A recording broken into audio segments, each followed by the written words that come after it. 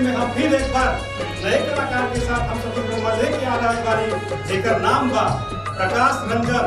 और ये बहुत एक पावन धरती, प्रयागराज की धरती से आ रहा बारी, यूपी से आ रहा बारी।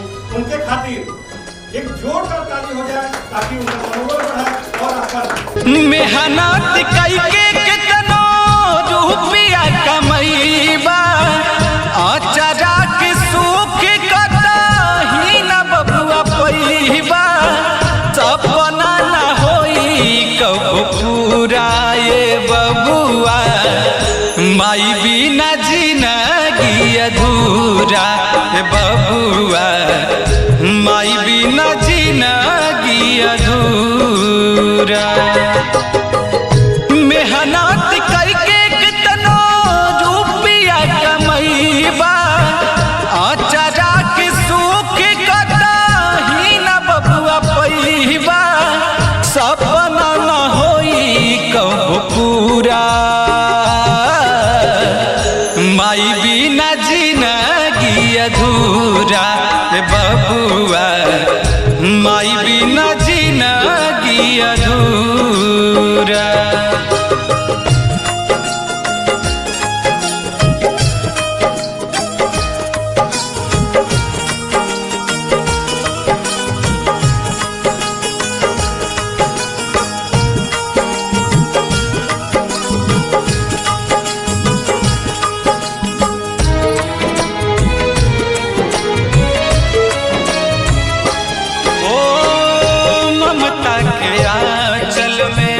तोहरा के पलली तेल गरमाई, तोहरा देहिया के मलली,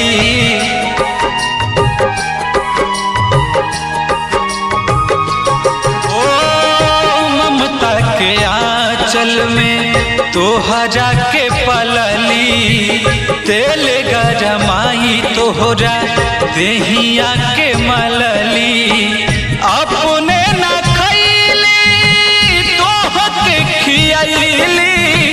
अपने न खैली तोहके खियली, सोचल न कभो तोहर पूरा,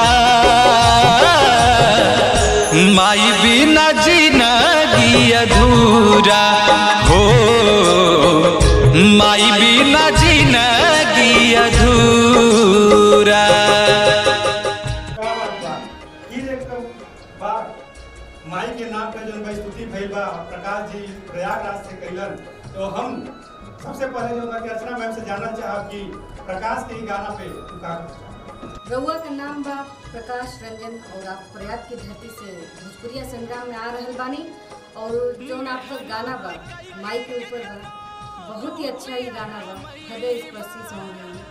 और आप ऐसा ही सॉन्ग आगे भी पसंद करते रहें और हमारे भोजपुरिया संग्राम का नाम रोशन करते रहें। बाबा विश्वनाथ आपके ऊपर, बाबा विश्वनाथ इनके ऊपर अपन आशीर्वाद बनाए रखें। लेकिन आशीर्वाद बनाओ खातिर पंडित के बहुत जरूरत पड़ेगा, तो हम गुदलिक पांडे जी के पास चलब कि इनके अपन आशीर्वाद दें ताकि जो है कि अपने प्रयागराज के नाम रोशन कर सके। क्या बात है, बहुत अच्छा। एक बार फिर से एक गाना जो माँ के ऊपर एक लाइन मुझे याद आ रहा है, शेर क्या है, किसी का गाना है बहुत पुराना कव्वाली, जिसमें सतीश भाई बहुत माँ का थॉट उसने तो दिया था कि खुदा से पहले अगर रस्म अदा किया होता यकीनन माँ को वो रुतबा मिला होता। क्या मतलब भगवान से भी पहले अगर कोई रिश्ता बनाया गया होता तो माँ को ही पहले वो स्थान मिला होता। तो भगवान से भी बड़ा माँ को माना, और हम लोगों के लिए तो पहली भगवान माँ ही है, उसके बाद हम लोग जाने।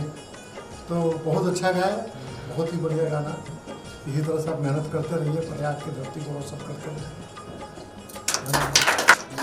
प्रयाग की धरती को रोशन करें, यूपी का नाम रोशन करें, लेकिन उसके पहले सबसे बड़ा महान हमार जनता जनार्दन बा जे कि इनके एक लाइक दे के आगे बढ़ाई। ओकरे पहले अपन सभी लोग एक बार जान ले कि प्रोग्राम में जे भी आई और अपने एक लाइक के आगे बढ़ाई ताकि वो अगला राउंड में जा सके। हम प्रकाश के लिए भी जनता जनार्दन से कहो कि प्रकाश के एक लाइक दे करके आगे बढ़ाएंगे।